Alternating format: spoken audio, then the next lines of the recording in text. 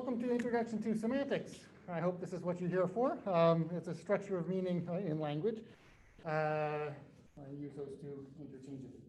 This course, as you all, I hope, are aware, will be conducted entirely in English. My lectures are in English. All of the readings are in English. All of the in-class exercises are in English. All of the quizzes are in English. If you have to ask a question in Japanese, I can deal with it, but preferably outside of class. Okay? Although everything is done in English, your English performance is almost no part of your grade whatsoever. What I care about is that you understand some fairly difficult stuff that I'll be trying over here. Trying to get, maybe up around here is best. We'll be trying to get across, which is semantics. And if you get a good answer and your English is all kind of not really English, fine, you can get a full score. If you have great English and you said something that's just complete gibberish, that's just nonsense, then you don't get a good score. Okay, so this is not an English class, it's a class being taught in English. We're looking in particular at language and one narrow part of language, which is meaning.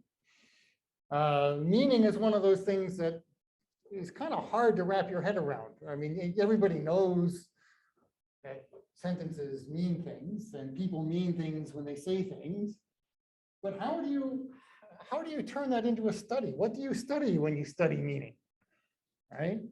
That's what we're going to be looking at in this class, how we can take some kind of vague ideas of what meaning feels like and turn them into a formal theory of meaning.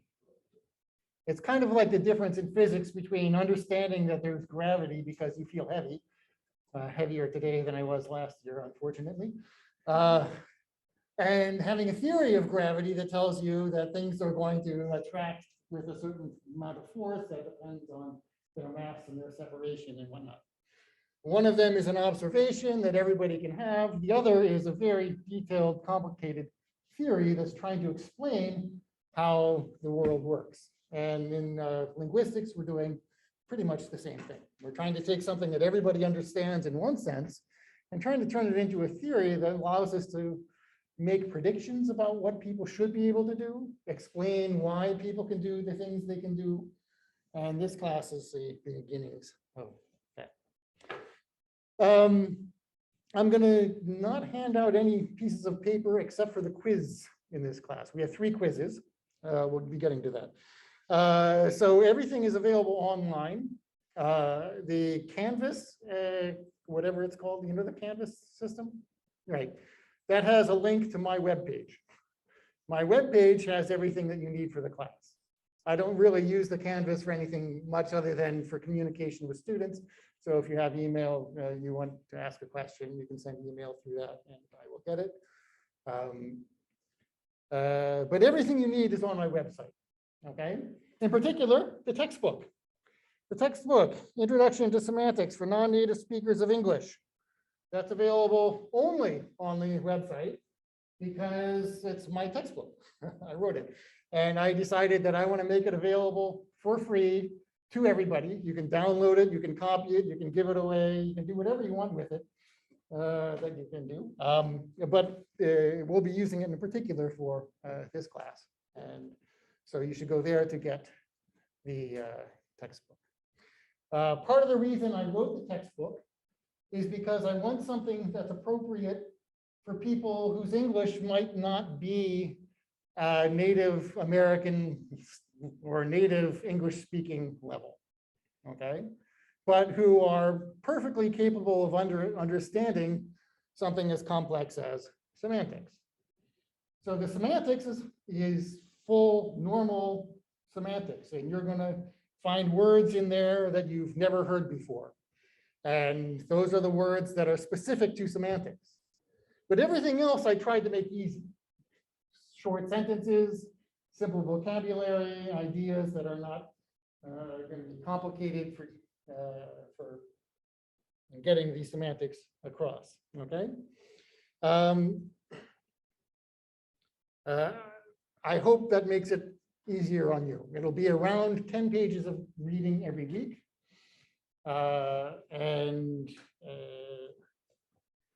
Then based on that reading, we'll be doing exercises in class. I said they will be given out. I want to come up with a better way of doing that.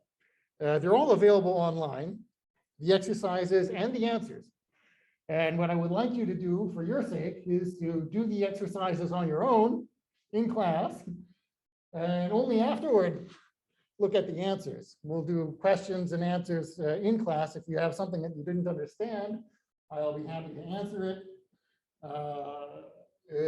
But you know, just, the in-class work that we do, the exercises are not going to be graded. They're there to help you learn how to do what you need to do for the quiz. And the quizzes will be graded. There are going to be 3 of them. And that's it, just 3 in-class quizzes. We've got the dates down here. First one will be on May 17th, second one on June 14th, and the final one on July 12th. Okay. On quiz day, what we're going to do is have 45 minutes in the beginning of class to answer any questions that you have. Okay. So you have to come with questions. I will go through whatever we need to go through, followed by 45 minutes for the quiz. There are 3 of those. There is no final test during exam period. There are no papers. There's nothing else that your grade is going to depend on. It's just those quizzes. Okay.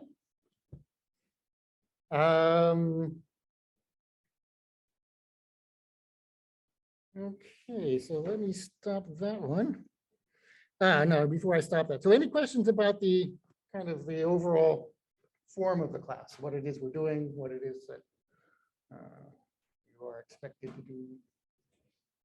Any questions at this point?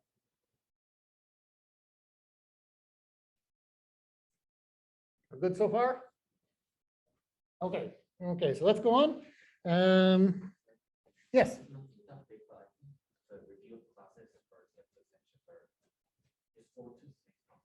Yes, this was supposed to be chapters 1 through 3, chapters 1 through 3.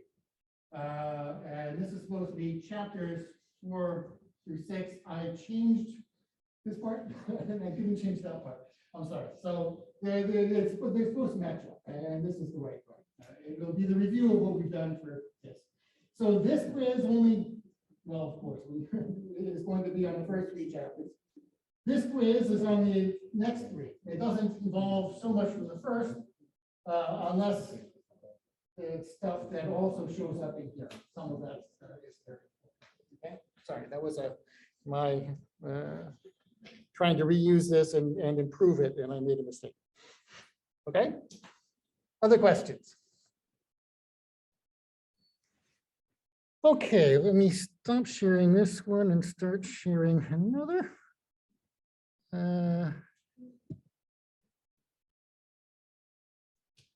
Okay, this one we should be able to do as full screen. Okay, so now let's get on to some of the meat of what linguistics is and what language is about. And I am recording today on Zoom because there are some students who haven't been able to get into the country yet.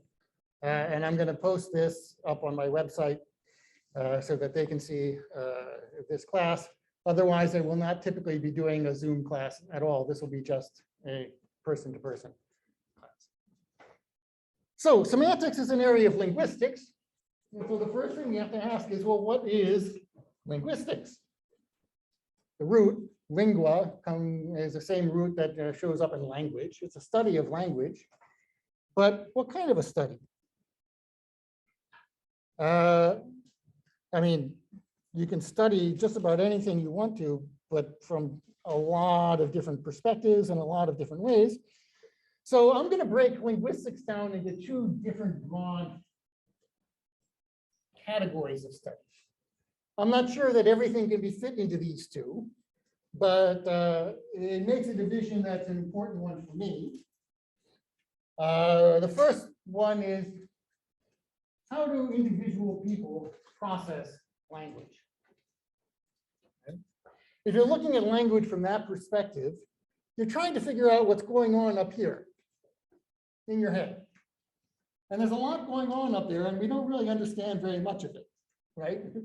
This is, you're trying to figure out what the brain is doing. But language gives us a kind of an important window into that question, because it's one of the things that we can see kind of in real detail what people are capable of producing as well as understanding. We can also look at things like vision. Our visual cortex is extremely complicated, and we can make a lot of fine divisions and distinctions in what we see, and we can study how that vision works, but you can't actually produce vision with your eyes. You can't actually show somebody what you see. You have to process it and then tell them, or you have to look in the brain. Whereas with language, you can hear it, you can process it, you can repeat it, you can give it back. And that gives us a kind of a better playground for testing what is going on in your brain, in your head. Okay. So that's the one way of, one thing you can do that's a very common question that people ask when you look at language. But another one is something like, how does language function in society? What do people do with it? How do they do it? Right? We use language for all sorts of things. We use it to give class. We use it for more common, just daily communication. We use it for persuading other people, for manipulating other people, for harassing other people, for putting other people down, for lifting other people up, making them feel good about themselves, making them feel bad about themselves, making them feel like they should be feeling good about themselves, even though they don't. You can use it for all sorts of things. And there's an issue of how does it do that? How does it succeed? How do you use it for that? Okay. That's more of a sociological question. It's not the kind of question that I'm particularly interested in. It's not a question that I know very much about. And it's not a question that we'll be really addressing in this class, but it is a question that a lot of people interested in language are very much interested in. And so it's important to at least put it up there as what we're not doing here. That is a legitimate, perfectly good way of studying language, just not the one that we are going to be doing. Okay, so what we're going to be doing is much more of looking at the how do people process language question. Right? And we're going to look at it as a science. What makes something a science? I'm sure most people here, unless they happen to read my syllabus or something about this, if you haven't taken a linguistics course before, you probably never thought of language as something in the science category. But science isn't so much about what you study as how you study. Okay? If you want to do science, you do it by observing, trying to come up with an explanation, testing that explanation, and trying to show, in particular, ways in which that explanation is wrong, so you can come up with a better explanation. That's science. That's physics, that's chemistry, that's biology. It's also linguistics. Okay. So in science, you study gravity, you notice that things fall, and Newton comes up with this brilliant insight that there's an inverse square law that applies, okay? And they try it out on planets orbiting the sun, and it works really well until you get to Mercury. And then suddenly there's something a little bit wrong with Mercury. That's the first planet, right? Something a little bit wrong, and then 300 years later, Einstein comes and tells you what's wrong with it. You're missing something. You're missing relativity. Things that only really show up when you get to really, really, really fast acceleration high speeds. Okay. He took an old theory that works for 99% of everything you will ever really care about and revised it into a new theory by adding in a new perspective, improving on something that made it possible to understand why Mercury behaves a little bit differently from what would be expected. And it has all sorts of predictions that have been tested and whatnot. That's the way science works, right? You take something, you use it, you push it, you see how much you can explain. You find something that fails. Okay, the theory is not right. You come up with something better, a fix. We didn't get rid of Newton. I mean, you still, if you're studying physics at all, you still study Newton. And the reason is because it works so well for so many things. It's just in the extreme environments of black holes and well, getting close to the sun that things start to not work so well. Okay. Now, one of the things that's kind of an important ability for doing science is the ability to look at something and be confused by it. That's a really hard thing to do, especially with language, because you use language every day without any confusion about how it works, right? But I'll come up with one thing that I hope you will find at least a little bit confusing halfway through this class. A way that when you try to ask how language works in detail, what are the rules, if you will, that we follow when we speak a language? If you try to make those rules explicit, clear, so that somebody else could go ahead and speak the language just by following the rules, it's incredibly difficult to get those rules right. Very simple looking rules get things wrong in crazy ways. And the rules that seem to work are much more complicated. And trying to figure out how that complication, what that complication is, and why we have that way of looking at things instead of what we would see as a much simpler rule. That's the challenge of doing linguistics. Is that kind of like grammar, or is it not grammar? It depends on what you mean by grammar. Okay, so one way of understanding the word grammar is as a set of rules that you're supposed to follow if you want to speak the language properly. Okay. And when you teach a foreign language to people, that's very often what your teachers are going to assume, that this is the right way to speak, this is the wrong way to speak. Okay. When you're approaching language as a science, that's not what you're aiming to do. You are looking at a grammar, but it's a grammar as a set of rules that somebody has in their head that they learned by learning the language. And you're trying to figure out what those rules are. Okay? And everybody who speaks a language has something like that in their head, even if they've never heard the word grammar, they've never had a teacher. If they just grew up and learned how to speak Japanese, English, Swahili, whatever, by interacting with the people around them, something changed in their brain that could be seen as they're getting rules for how to speak language. That is the kind of a grammar that we do try to explain. There is no right or wrong, but there are differences. There are some people who will say things one way and other people disagree.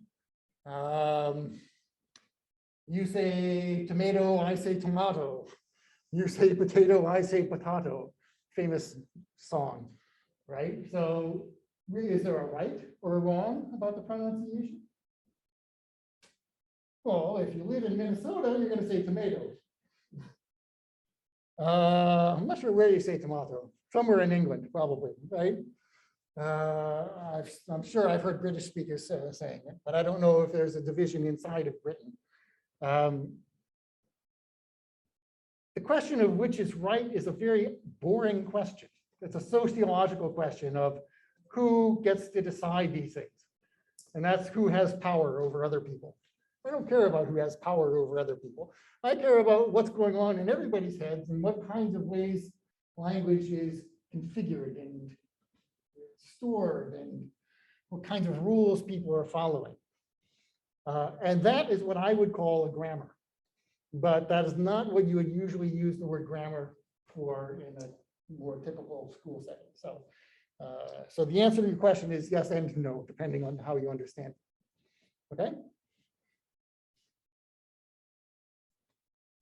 Okay, so I'm going to go through just a couple of different areas in which we look at where we've kind of divided up language into smaller chunks that we can focus on. Okay, just to give you a sense for what we are doing in linguistics as a field as a whole, and we'll finish up with a little bit of what we're doing in semantics. So the first thing that we do is something to do with the input and the output. And in spoken language, the input and output is verbal. It's sounds, right? And I'm producing a lot of sounds, and you are hopefully getting some understanding from what I'm saying, right? And there's a big question of that it says produces up there, right? Your input, sounds or signs, what I'm saying, what I'm giving to you, you are processing and turning into an understanding. And I call that an output. It's an output inside of your heads. What's going on in that box? How do we get from sound to understanding? That's the overall large scale question of language, right? And we can turn it around. I can think of the input for me as an idea in my head that I want to get across to you. And I take that input and somehow turn it into sounds so that I can convey that message.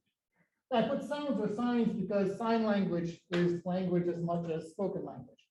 And I don't speak any sign languages, so I can't show you anything except for the improper way of having a bird almost land on a branch in American Sign Language. That's my only sign language. This is the branch, this is the bird. The branch has to come up first. If you do it the other way, and non-native signers apparently do it the other way, that's kind of felt to be wrong by the native signing community. That is, if you learn sign language from birth, you would never make that mistake, probably. But everybody who learns it later on in life don't get it quite as. At any rate, so sounds, signs, these are different media for conveying the understanding or the ideas that you want. And so you can look at them separately. Now I'm going to focus mostly here from here on out on the sounds part of that, because I don't really know very much about the sign part of that. So how do we produce the sounds of a language? What do you mean, how do you produce them? How do you produce them? What's going on when you're speaking? You ever think about it? What's the difference between a B and a P?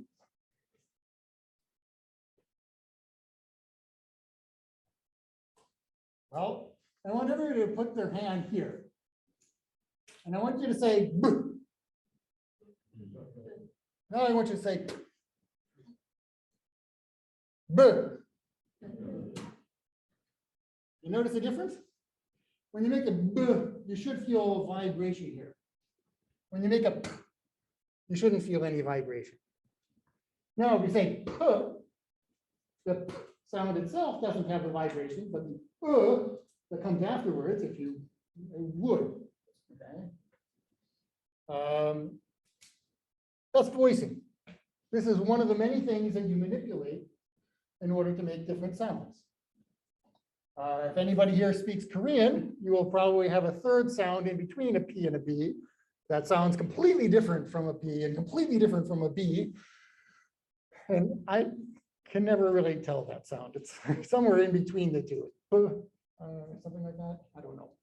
Any Korean speakers here? Yeah, okay.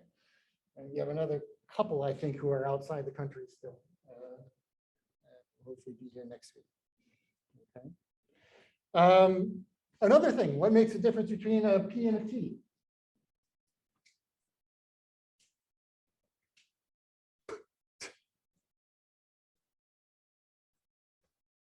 Well, the P is made by bringing two lips together and then suddenly releasing in a puff of air. The T is made by bringing your tongue to the roof of your mouth very far forward. And again, making a sudden puff of air release. Okay. You can do the same thing a little bit further back and you'll get a T. You can go way back and you can get a.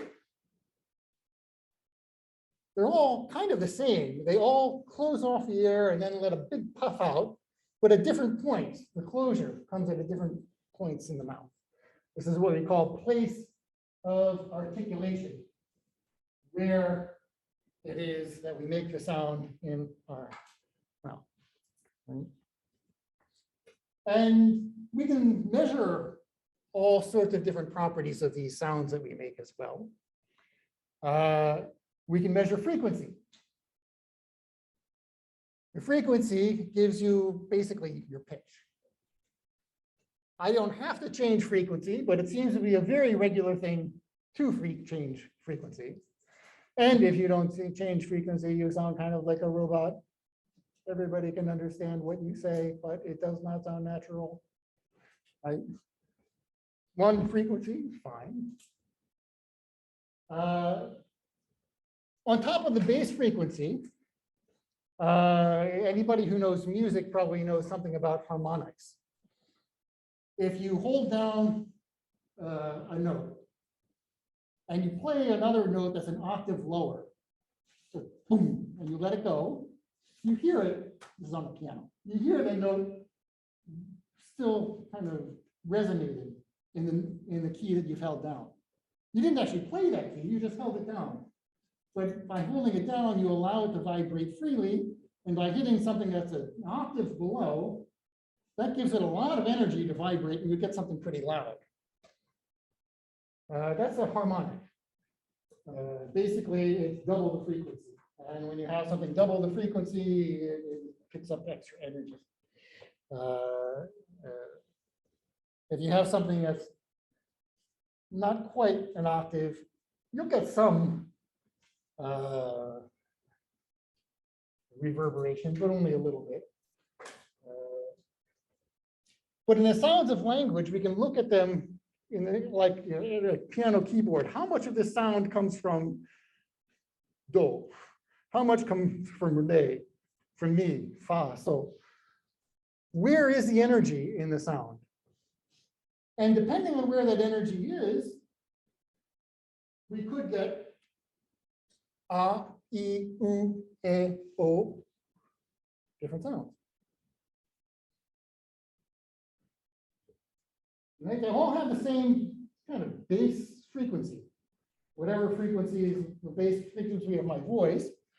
But if I make the sound ah, you get one band of high energy frequencies, high energy here and another one up here. And if you make the sound e, you get frequencies kind of closer together, having a lot of the energy there. And this is something you can look at in phonetics.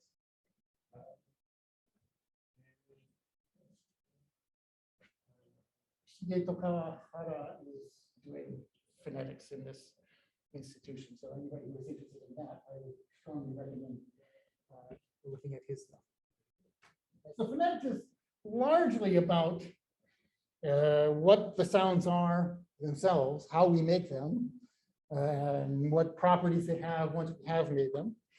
But there's another kind of, to my mind, always more interesting question, which is what is the brain doing to organize those sounds, right? And if you know anything about biology, it's probably not surprising to find that the differences that we make with our mouth correspond to differences that we hear with our ears. So we can make the differences between P and T that I mentioned, and we can understand those differences very easily. But other differences I could make, like sh versus sh. There was a difference. Sh, sh. And I could probably reproduce it. I can't hear it myself. I know that well, sometimes I hear it. Some differences are just not the kinds that we tune into for some reason. So why is it that the brain tunes into certain things and not others? Why is it that some things are considered sounds of language and not others? And how do these things kind of pattern in language?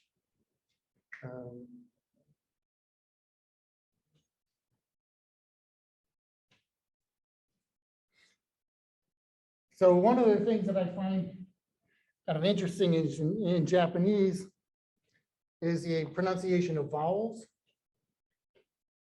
You have a, I, u, e, o, right? Ka, ku, ke, ko. But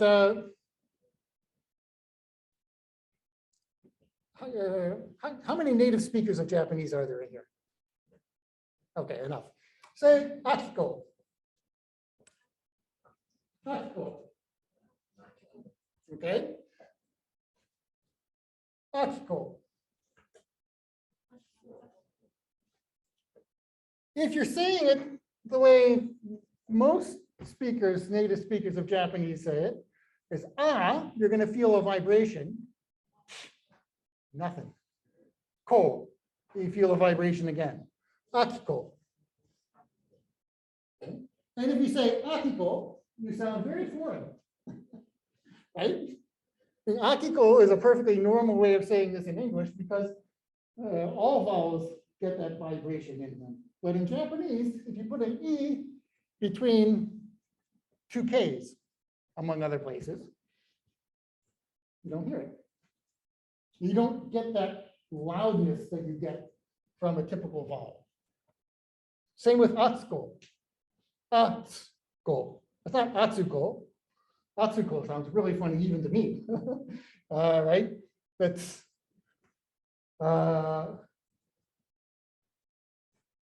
but in other words, like tsunai, I think the tsu is pronounced, right? So depending on where you put these things, sometimes you hear them voiced, sometimes you don't. Why? Where do those changes come from? Why does everybody automatically do them? I could give you a new word that you've never heard before.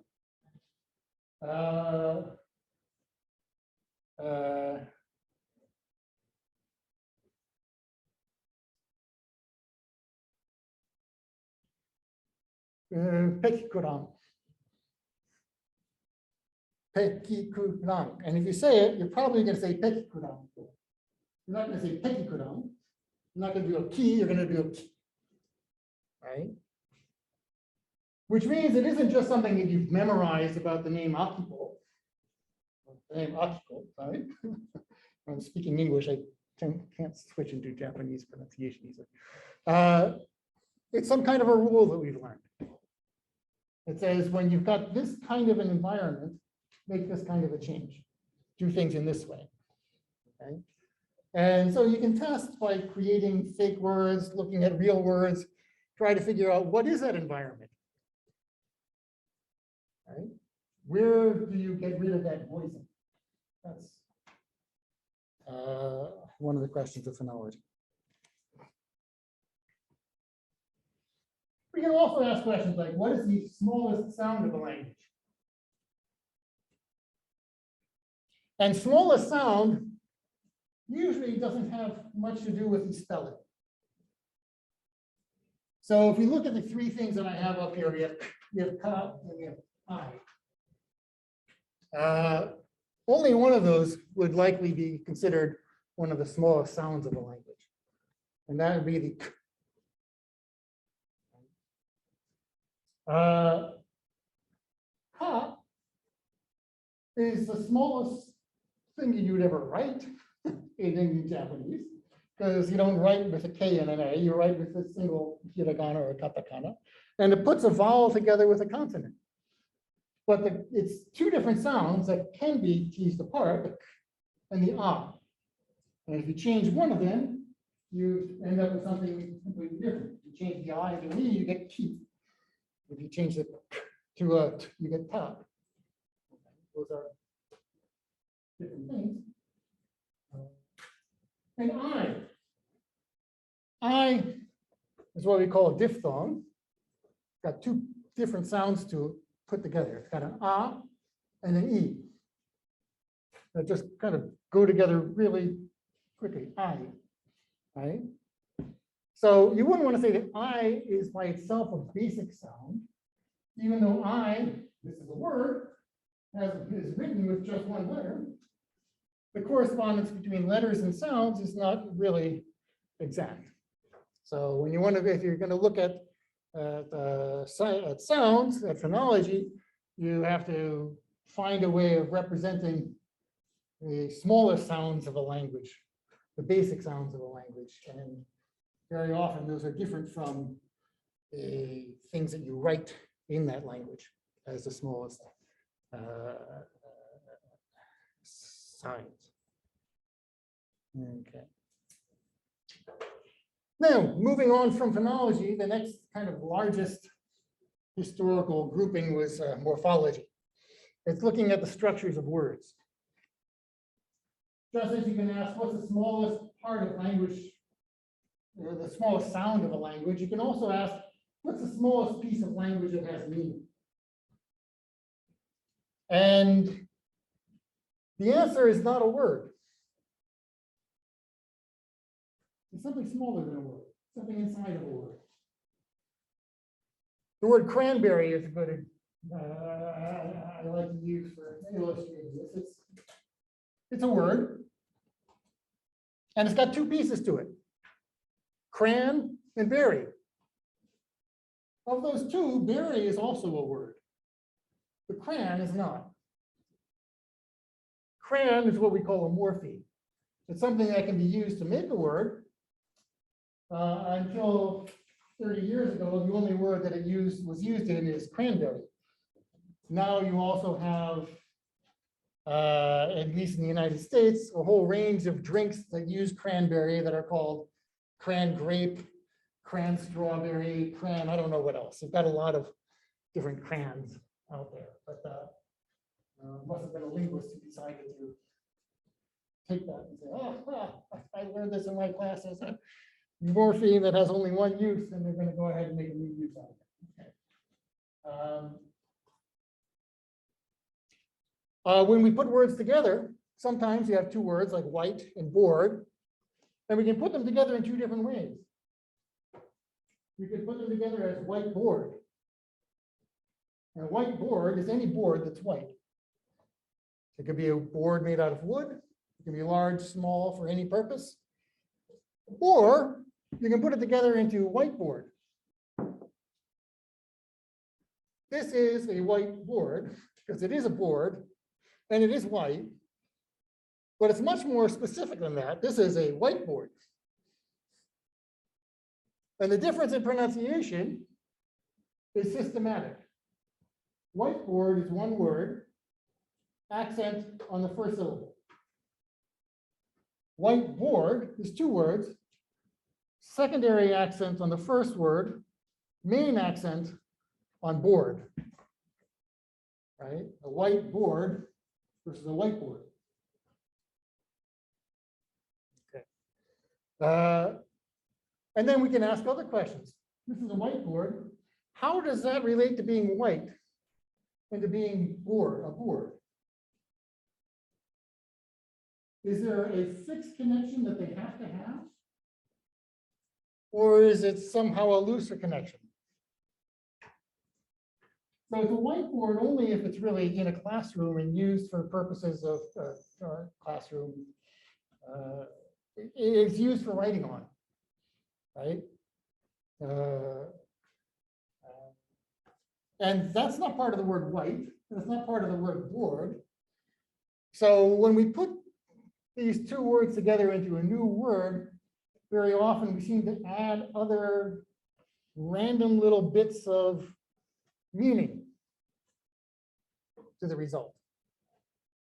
Right? And you can think of the white and the board as giving you enough information to focus on what it is. And then when you learn it properly, you'll also just go ahead and add that other information about being something that you write on for whatever purpose. Okay.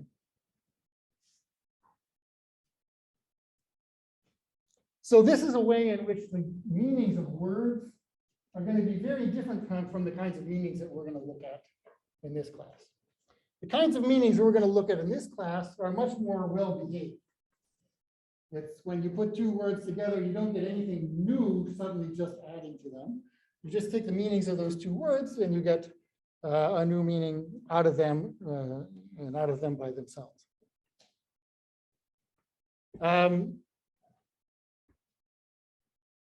Then we have structure, right? Whiteboard only has two things that go together, but Floxenos and nihilabilification has quite a few pieces to it. It's one of the only words I know that has 4 roots plus 3 suffixes. It was created by a bunch of people studying Latin because they had to learn these 4 roots: floxi, nasi, nihila, and pille. And they all mean, I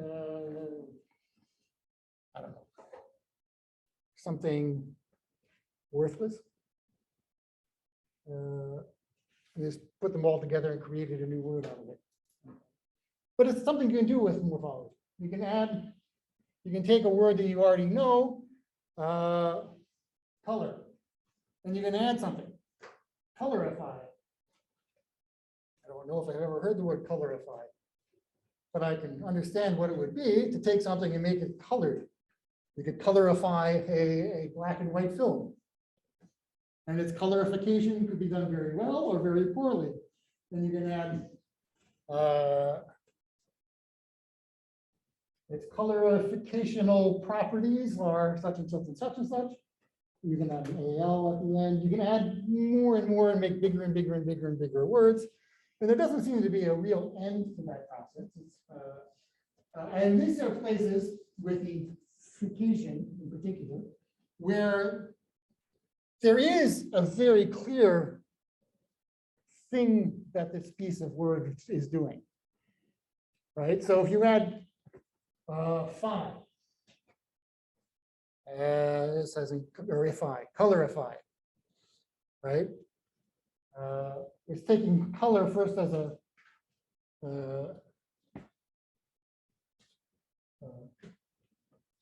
it's turning it into a verb that does something involving color. And if you add this ation at the end, you're taking that verb and you're turning it back into a noun. Colorification is a thing. Colorify is a process, right? You can use them in different ways. Colorification can be the subject of a sentence. Colorification is important, is unimportant. Colorify would be a verb in the sentence. John's going to colorify this video. Right? We can also look now beyond words, what happens when we put multiple words into a sentence. And this is the sentence I wanted to use to hopefully show you one of the ways in which language is somewhat surprising. Suppose we started off with the sentence, the man who is happy is smiling at blah, blah, blah. And you didn't hear what blah, blah, blah was, right? And so you wanted to ask the question. How do you make the question? Well, you could say the man who's happy is smiling at who? You just put a who right there, or is it something you didn't hear was? Or you can do this. That is, you take that blah, blah, blah, blah that was kind of over here at the beginning, you turn it into a who when you move it up to the front of the sentence. Right? That's the way questions work. But then you also need this other piece, this is. And the question is, where does that is come from?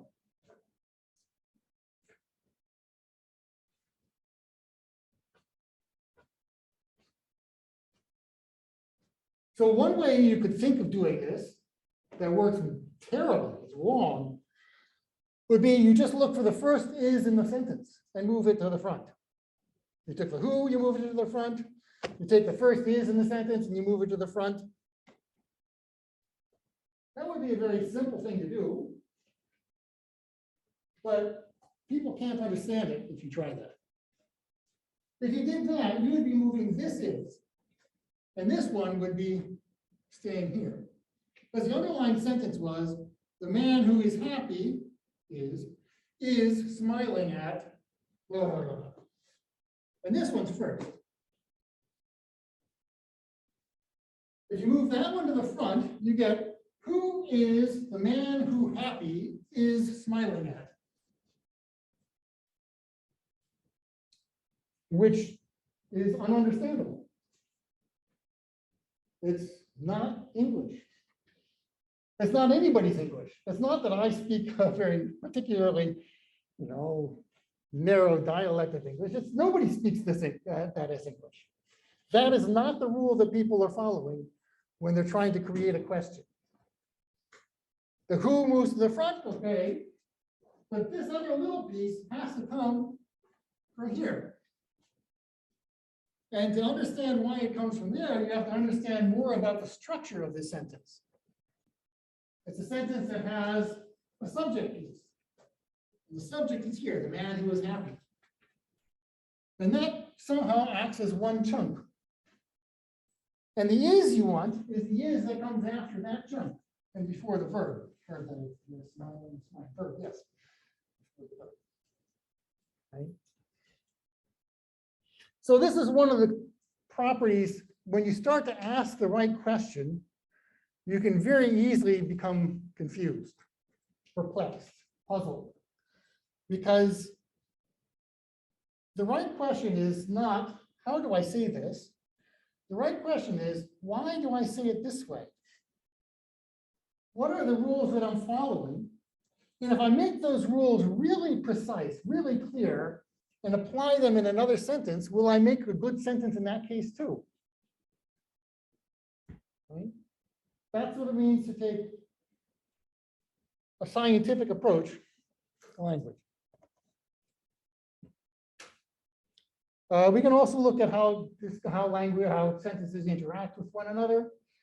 You have a man walked into a bar, he sat down. Okay, who is he? This is the man who walked into the bar, obviously. But those are two separate sentences. We can connect them. We have a man walked into a bar. You have a man coming up in the first sentence. The next sentence, he sat down. You got that he. The he is almost certainly going to be understood as referring to the man who walked in. Right? What if I say a man walked into a bar? There was a man behind the counter. He sat down. Who sat down? The man who walked in or the man behind the counter? It's not, it's poor style because it's not very clear. You could continue, for example, a man walked into a bar, there was a man behind the counter. He sat down and asked the man behind the counter for a drink. Now it's clear that he is almost certainly the guy who walked in, right? But I could do the opposite. I'd say a man walked into a bar. There was another man behind the counter. He sat down because he didn't want to deal with any customers. Now the guy who sat down is probably the guy behind the counter who was working and just didn't feel like dealing with this guy who walked in. Right? So you can manipulate it. Language seems to make both options available. Some of them are going to be easier than others. Some of them will maybe be impossible. Maybe if you get something that's too far back in the discourse, nobody will be able to understand that that's who you intend. But this is another thing you can look at when you're looking at language. Okay, so let's get on to meaning. Meaning, also called study of meaning, is called semantics, in Japanese. And the first question that you would ask of any science is, if this is what you're studying, what exactly is it? You're studying meaning, so what is meaning? Take the sentence, John smiled. It has a meaning. What is the meaning? What does the sentence, John smiled, mean? And everybody has some kind of a vague idea of something that's related to the meaning, but to say that this is the meaning, that's a really hard thing to really pick out. But one of the things we can definitely say about this is this. Suppose you actually know who John is, okay? And I tell you John smiled. You can very clearly picture in your head what has to be the case if what I said was true. You can picture John smiling, in short, right? You don't know if he actually did smile or not, but you can understand what the world would have to be like if that happened. So somehow our meanings have to connect with these concepts that we have, right? The concept of John smiling has to somehow be connected to the meaning. But there's another part in there that I kind of slipped in that turns out to be more important for turning this into a theory. And that is the idea of truth. To understand the sentence is to know what the world has to be like for that sentence to be true or false, right?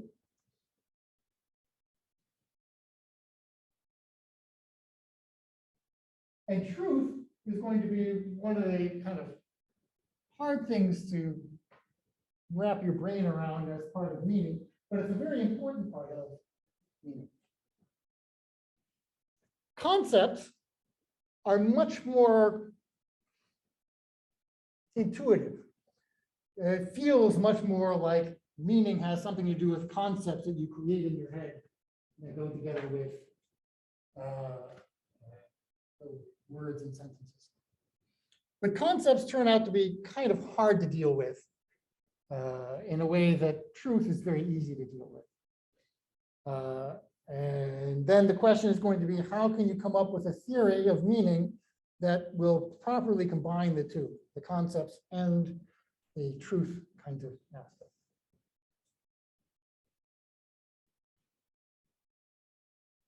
One of the illustrations I like to give for why concepts aren't necessarily the best things to have for meanings comes from this sentence here. So I said you could probably imagine John smile. If you know who John is, that's not going to be a difficult thing. If you don't know who John is, you can kind of picture somebody who's named John, I don't know him, but smiled, okay? And if I ask you to picture John and you know him, you're not going to have a problem. You can easily imagine John. There's a concept there in your head of who John is. Maybe you can actually picture his face. Maybe you just have a lot of more vague memories of who he is, but it's a person you picture, right? Now I want you to picture smiled. Not John smiled, not someone smiled, just smiled by itself.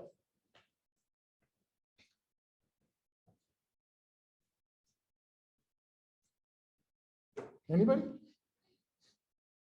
Yeah, you don't get anybody who can do that. I've never managed. There's something about smile that's not a complete concept. It's like a concept with a piece missing. And that missing piece is a someone or a something. It could be a dog, okay, it could be a stuffed animal.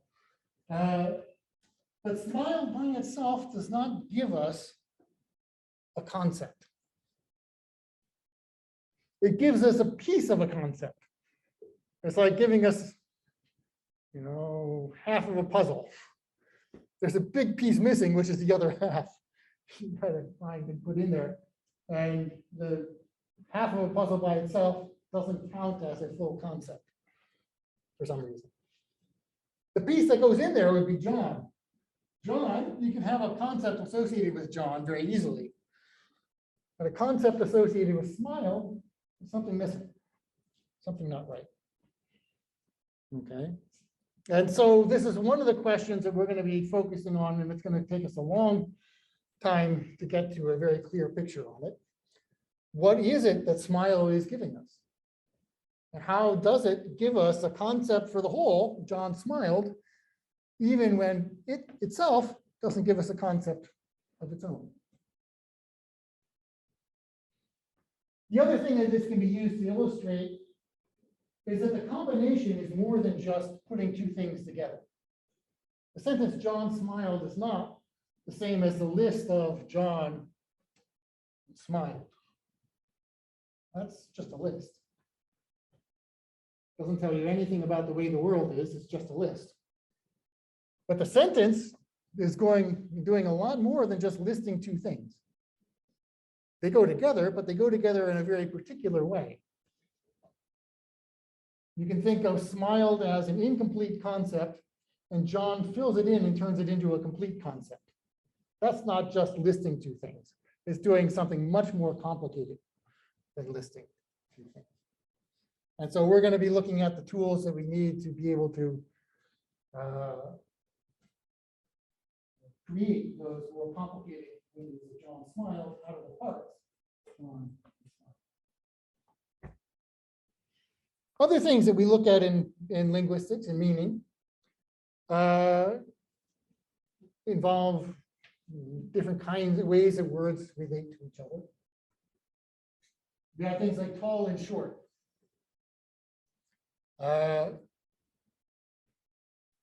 They seem to be opposite ends of a scale of height.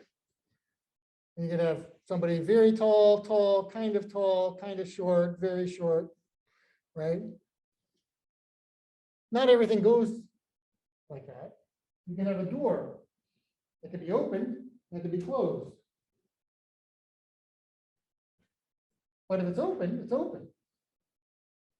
It's not more open or less open than something else, the way somebody can be more tall or less tall, or taller or less tall, I should say.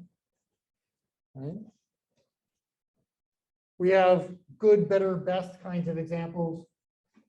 Again, there seems to be a continuum. There seems to be a scale of sorts. This is the low part of the scale. This is the high part of the scale. Something is good, it's got to be at least this far up on the scale. Something is best, it has to be at the very end of the scale. Right? But for something to be better than something else, it could be anywhere on that scale, except at the very bottom. It has to be at least above the very bottom because it has to be better than something that's lower on the scale. Right? So the way these words are, picking up on these concepts of goodness and relative goodness. Okay, it's a very standard kind of a thing that people do with language. Some others, like man and bachelor, have a completely different kind of relation. A bachelor is an unmarried man, right? So in a sense, the word bachelor contains the concept of man. Every bachelor is a man. That's true. If a bachelor came, a man came. That's true. Right? You don't have to know who any of these people are. The two words are inherently related to one another. This is another thing that we find all the time in language. And so if you're interested in kinds of concepts that people put into words, what you can do with those concepts will depend a lot on how they relate to other concepts like this. This would be what we call lexical semantics. Okay, we're not going to be looking too much into lexical semantics, but we will be looking into some of some pieces. Okay, then sense and reference is the last kind of most important thing. It relates to the notions of concept and truth, as I said before. So if I ask you, what does man mean? And you have an idea of what man means. You picture it has to do with a certain form, physical form, and certain biology. But you also have a question of who fits that description? Who fits that concept? Right?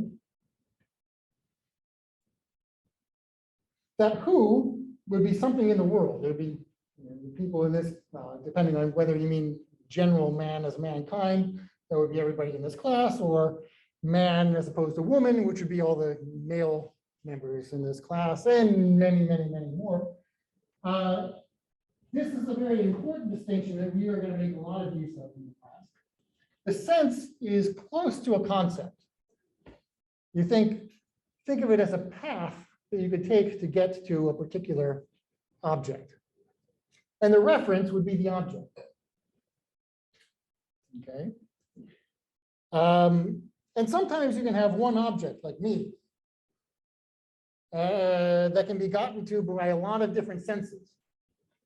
One would be by whatever the concept is that you have with a name, Chris Tancredi, that's me. One would be with a concept of the teacher in this room. One would be the concept of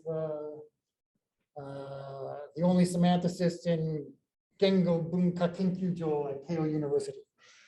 Okay, they're all different descriptions that all fit me. They're all different senses that pick out the same reference. This here is the reference, but the ways of getting to me are various. Okay, and this distinction is one that we will be making a lot of use of in this class.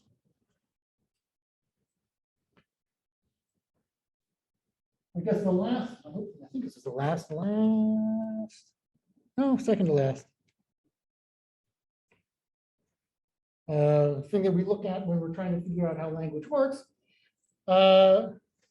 is what kinds of things we can convey with language. And I like examples from a guy named Paul Grice. He wrote in the 1960s, but he came up with great examples. One is the letter of recommendation. He has a student who's asked him for a letter of recommendation for going to graduate school. And when you write a letter of recommendation, first off, as a professor, you're supposed to say yes. And second off, if you're going to say yes, you have to say something positive. You never say so-and-so is an absolute idiot. Don't you ever think of taking him or her or whatever. No, you never do that. But he came up with a brilliant letter of recommendation.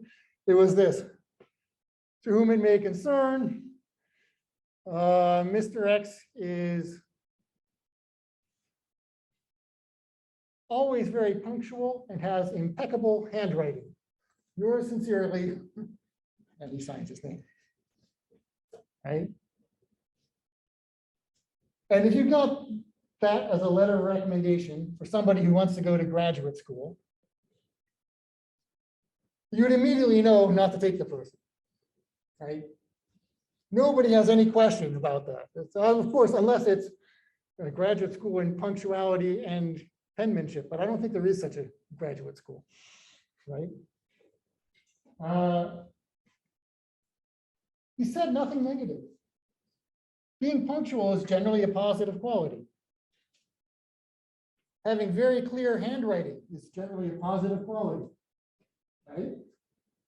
But everybody here knows that if that was in a letter of recommendation and that was it, the person is basically saying, don't take this student. Right? So what you do with the language and what the language means in a literal sense can be very, very different. Another example. Someone says there's a policeman around the corner. Okay, what are they telling you? Well, depends on the situation. At the very least, they're telling you that there's a policeman around the corner. But they could be saying something like, let's get out of here.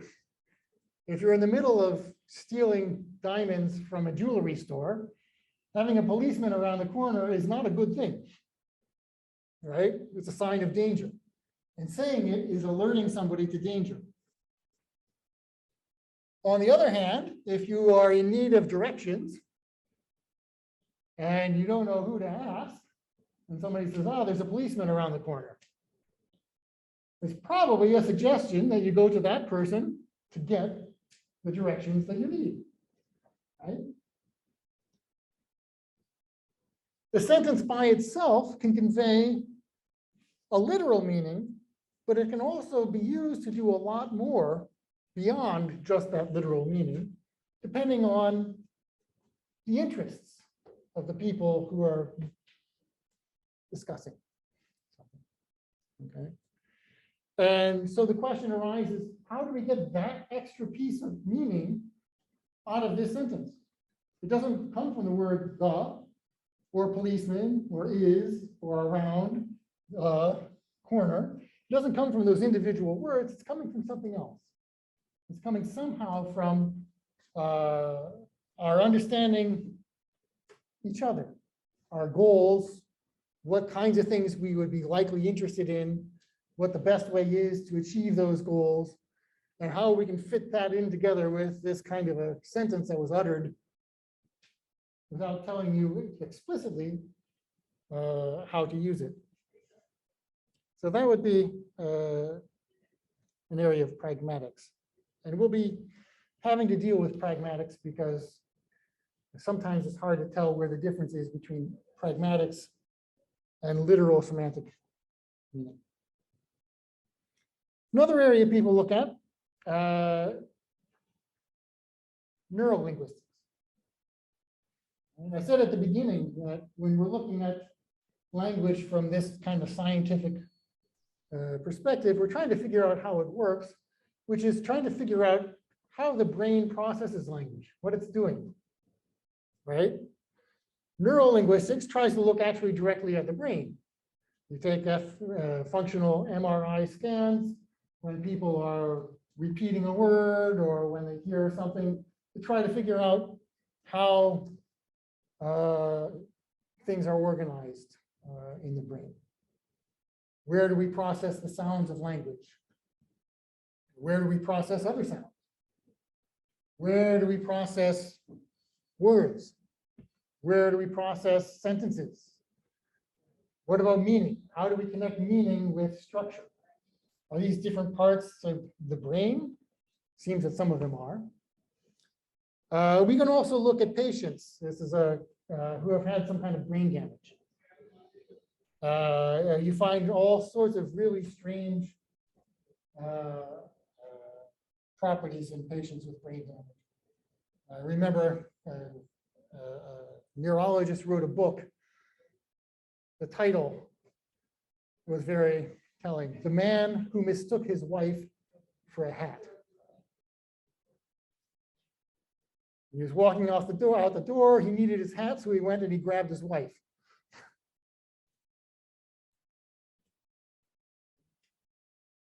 People lose all sorts of abilities when they get a stroke or a bullet in the brain in one part and it doesn't kill them, or who knows what. And over the years, you've had enough of these people coming in that you start to see that if you have a lesion, some damage over here, you're not going to be able to put words together into a sentence. very easily. You won't understand the difference between John saw Bill and John was seen by Bill. That's a very important syntactic information in there. The saw versus was seen that seems to just no longer be processable, right? This is aphasia. And if you look at that, you can find a lot of where the brain processes what part of language, if you will. Now they're also doing other kinds of brain imaging, what do they call that? Checking the electric waves from the brain. You can tell what's going on. It's not as detailed of a map, but it gives you a map.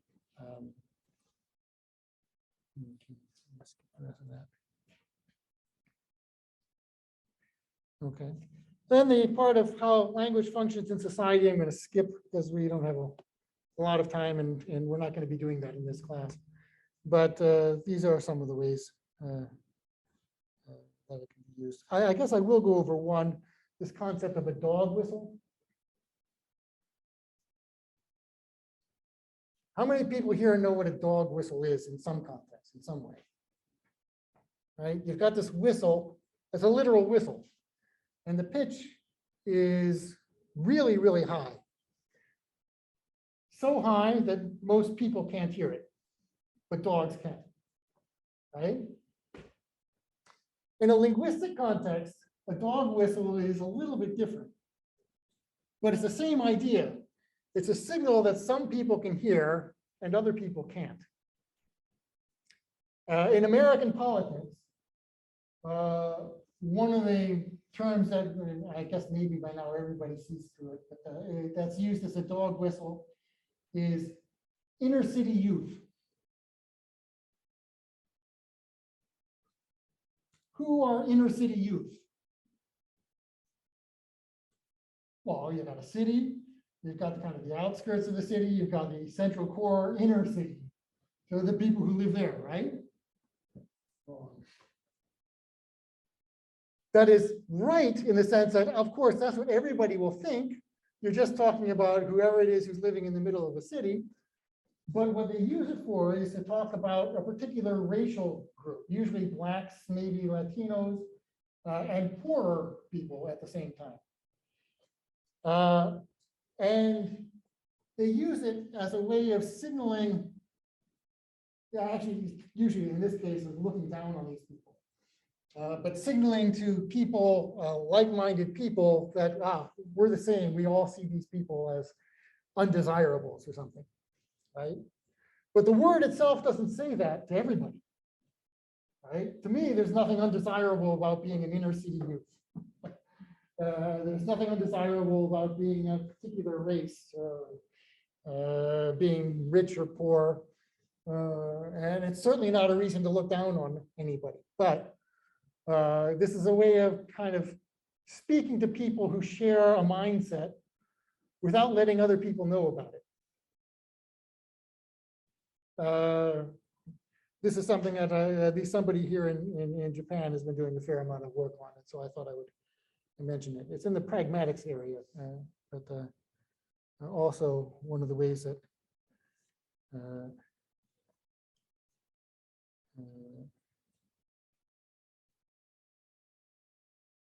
sorry, I completely lost track of what I was going to say. One of the ways of something. Okay, so this class, we're going to be doing the semantics part. In particular, the semantics of sentences, how multiple words go together into a larger phrases and sentences, and how we get the meanings of those to go together as well. We're also going to look, as I said, a little bit at pragmatics, mostly to exclude it, to identify what it is that we don't care about, but also to try to get a clear idea of where the division should lie in the first place. Okay. Textbook, as I said, available at my website. And if you don't have this, you should get this link from my from the Canvas page. The general pattern for the classes will be an hour of lecture. Today was a little bit longer. I'll try to keep that shorter next time. If you miss a class, you can find the lectures pre-recorded. I made recordings 2 years ago when we first got into this pandemic situation, and I just left them there. They're still there. You can go and catch anything that you missed at that website. After the lecture, we'll have 30 minutes of problem solving. Okay, I'll give you exercises from the textbook. They're again on my website. And you can ask questions during that time. The problems are not going to be graded. This is for you to figure out how to do what it is that I was talking about. This is very much like math. If somebody tells you how to solve a problem, you get a vague idea. When you sit down and try to solve it yourself, you get a much better idea, and it sticks it in your head a lot better. Same thing is going to be true here. So this is going to be the time in class for you to kind of fix those ideas and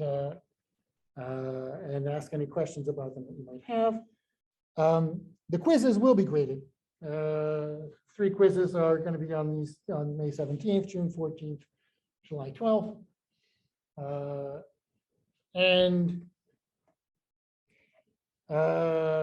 Like I said before, 45 minutes of questions and answers, 45 minutes for the quiz. And this is something that I really didn't want to do, but we have some students who, like I said, have not managed to come into the country, which means that if they take a quiz before they can get into Japan, they have to do it online. And I don't want to have to worry about trying to get people to not cheat on a quiz. And so this is my way of doing it. I will make it open book, open note, so you can use anything. Textbook, slides, lecture. Well, it's kind of hard to run a lecture. But yeah, exercises and answers. Okay, whatever you want to use during the quiz, you can use, except for your neighbor. Do not use the person sitting next to you. Okay, don't tell them anything. Don't show them anything. Don't copy anything. I figure this is. Yeah, I mean, that was as good as I could do. Last year, I still managed to find people deciding that they had to use their neighbor. That really pissed me off. But if it's in a class, I don't expect that. But anyway, that's there so that if anybody is forced to have to take a quiz online, and right now there are 2 people who might be, they will not have an advantage over anybody who has to take it in this classroom because everybody can use the same notes. Okay.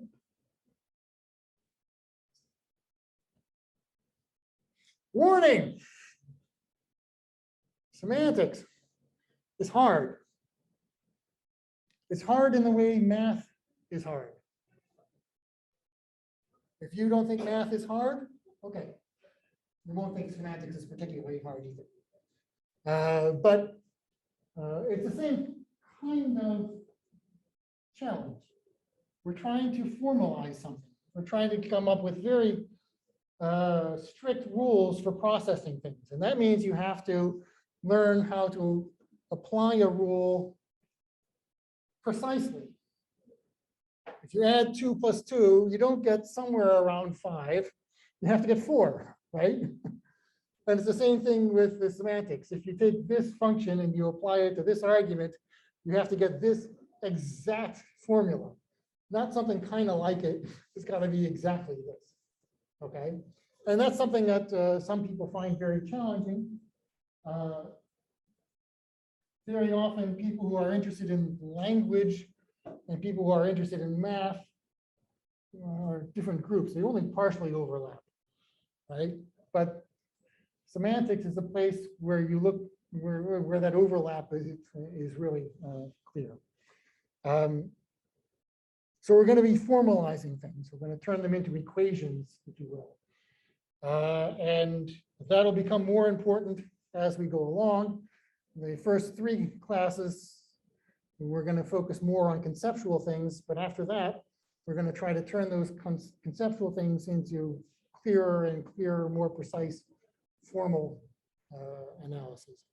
And so be prepared for that. To give you a sense for where things, how things are graded, this was the grades from last year. Okay, we had 3 quizzes, total score for the 3 was 279. 4 people, we had 4, 8, 14,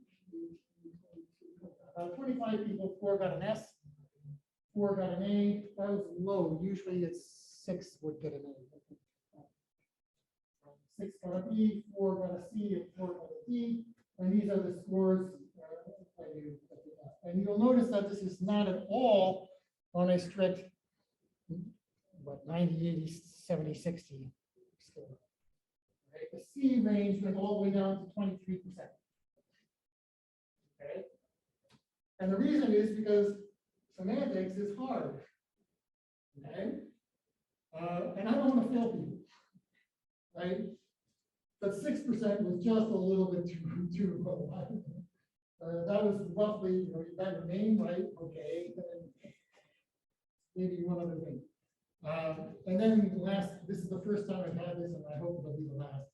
3 people who decided to turn in the exact same answer on one of the quizzes. Quiz questions.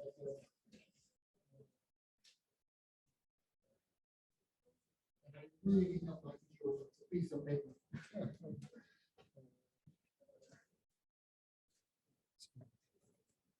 The average scores of the quizzes this time, they were, I think by making it open book, open note, these 2 quiz scores ended up higher than they were in the average year. And since we're having that same thing this year, this might be an expectation for the average this year, okay? It's hard, but the average score of 57% would be a B. 61% would maybe be an A. 50% would also be a B. So that's, yeah.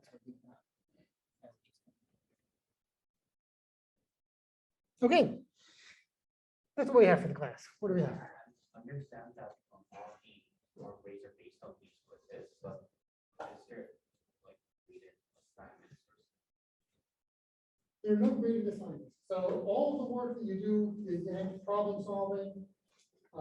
If you have a question about it, I'll answer any question in class. If you want to send an email, if you want to have a Zoom appointment, you can talk about it. But they won't that won't be part of your grade. The grade comes entirely from the quiz. Okay. Other questions?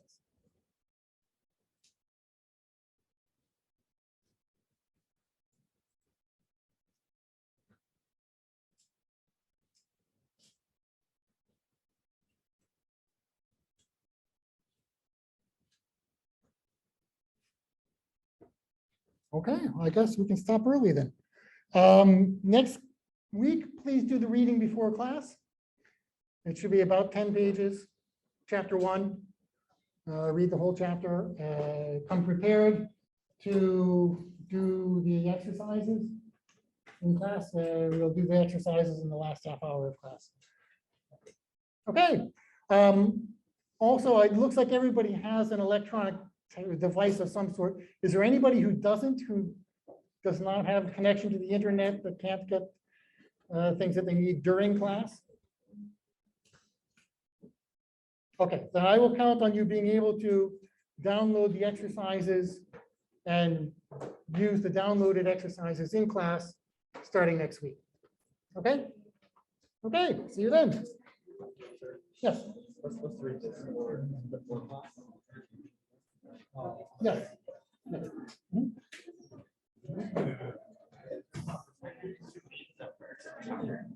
Yes.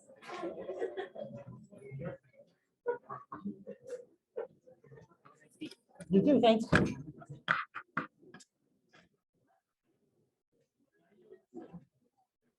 Give me just 1 second here.